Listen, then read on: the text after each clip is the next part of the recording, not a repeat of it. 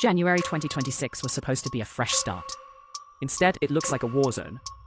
In the last 24 hours, the President of the United States has threatened to do the unthinkable. Invoke the Insurrection Act to send the US military into an American city. Visual headlines from Fox 9 and CNBC showing Mayor Frey and Governor Walz. Governor Tim Walz says it's an invasion. Mayor Jacob Frey says it's an overreach. But after 2 deadly ICE shootings in 1 week, the White House says they have no choice. Today we look at the Minnesota standoff and the law that could change America forever. It started with Renee Good, a 37-year-old mother shot by an ICE agent during what the DOJ calls a standard enforcement action. But when cell phone footage from the agent's own device leaked on X, the narrative shifted. 743,000 posts later, Minneapolis was on fire. Visual, B-roll of protests and the Caroline Levitt press briefing. Narrator, while the White House defends the agent, citing self-defense, the streets are demanding accountability.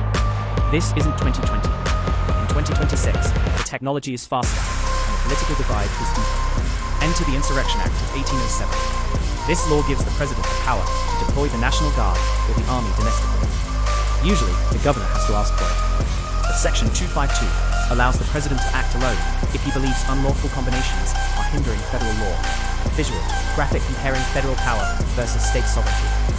Narrator, Trump is using the death of Renee Good and the subsequent occupation of federal buildings as his legal justification. But Minnesota leadership is pushing back, claiming this is a political move to suppress a blue state. The pressure has already claimed its first victim. Governor Tim Walz has officially exited the 2026 gubernatorial race. He says he needs to focus on the safety of Minnesotans. But insiders suggest the federal pressure is becoming a total siege on his administration. Visual of Mayor Frey calling for an investigation. As of tonight, federal troops are on standby at the border of the city. The next 48 hours will determine if we see a peaceful resolution or a historical military deployment on US soil. The question isn't just about Minneapolis anymore. It's about how much power the White House truly has in 2026. Narrator, what do you think? Should the military intervene, or should the state handle its own streets? Let's settle it in the comments. Don't forget to subscribe to Global Growth for the next update on this quest.